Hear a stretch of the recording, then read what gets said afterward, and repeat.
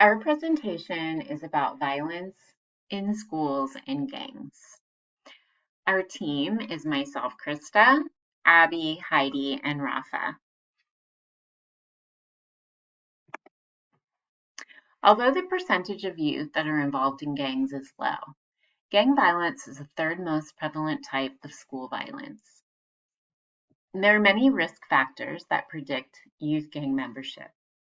The risk factors are across the domains of family, school, and community. There is a complex push-pull relationship that leads to joining gangs. The push is the result of negative socioeconomic factors, and the pull is the perceived positive opportunities that adolescents expect to receive as a benefit of gang membership. These benefits can include money, protection, and status. Some facts about youth and gangs. The rate of youth gang membership, ages 5 to 17 years old, averages 2% with a peak at age 14. 401,000 youth join gangs each year, while 386,000 leave, which is a turnover rate of 36%. While the majority of gang members are adults, 2 out of every 5 gang members are children under 18 years old. And the prevalence of youth under 18 years old in gangs is higher in smaller cities and rural communities, where gang problems are less established compared to larger cities. In the two tables to the left, we can see that gang-related violence is the third most prevalent cause of school shootings in K through 12 schools.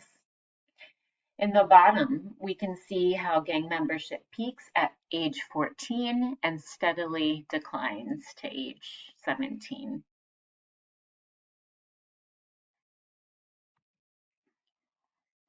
Here's another table where we can see gang membership by grade. We can see membership start out rather low in 6th grade, then start to rise until 10th grade, then it starts to taper off. We can also see that membership has risen and leveled off since the low point in the year 2000. The good thing is that outcomes for youth with multiple risk factors have great potential for intervention. Half of all youth with multiple risk factors who associate with gang members do not end up joining the gang. Half of all youth who join gangs leave the gang within a year. And only about 5 to 10% of youth who join gangs are still with the gang after 3 years. There are many causes for why youth join gangs. Often they're already subject to violence. They live in troubled neighborhoods and often feel forced to join a gang. Many of the times it's peer pressure or they feel like they need protection from rival enemies in the area. And many of the times they're just involved with people who are bad influences. Almost all of the time, those who join gangs come from troubled homes. They join gangs in search of companionship, love, and connection. They come from broken families that have absent parents, economical issues, and very frequently, they have former or present gang members in their family.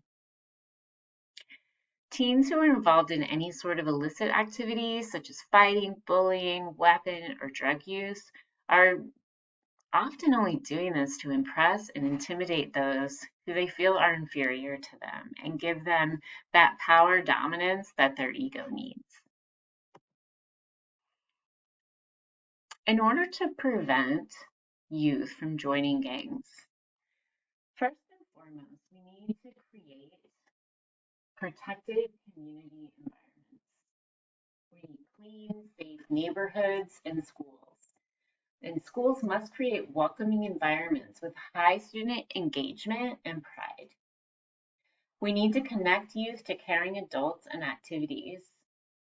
Mentoring programs help foster relationships that will contribute to the young person's growth opportunities, skill development, and academic success.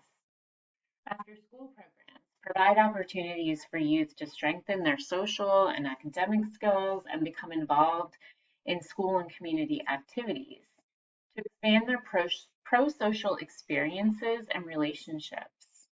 And they also provide supervision during critical times of the day.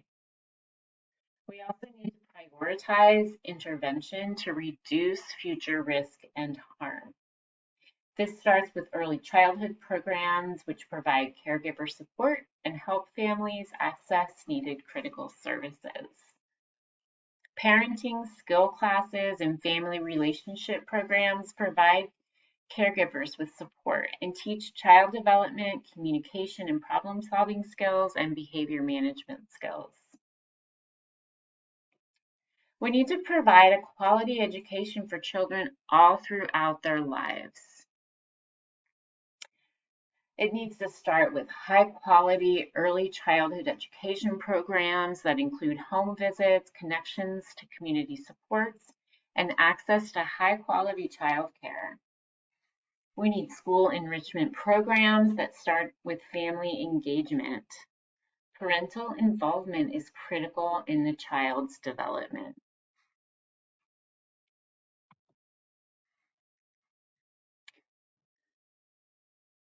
For those who need therapy and support resources in their community, can access nationalgangcenter.gov, which is a website that can help parents, youth, and community members with counseling and training to help prevent youth from joining gangs or to help those who are already involved.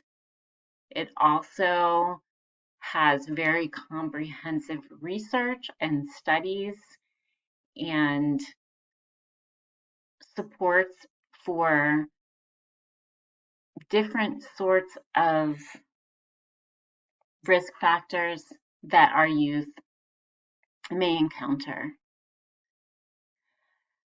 We can also access cdc.gov. They have some violence prevention programs that are based for schools and help youth's physical and social environment to reduce violence and bullying.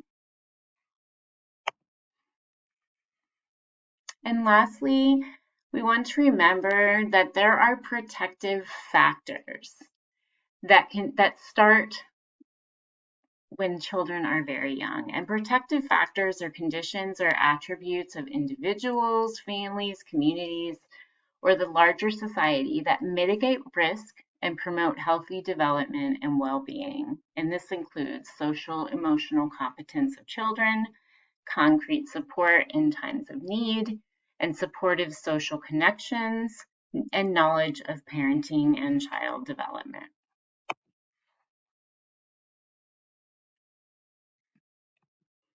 Thank you so much for taking the time to watch our presentation.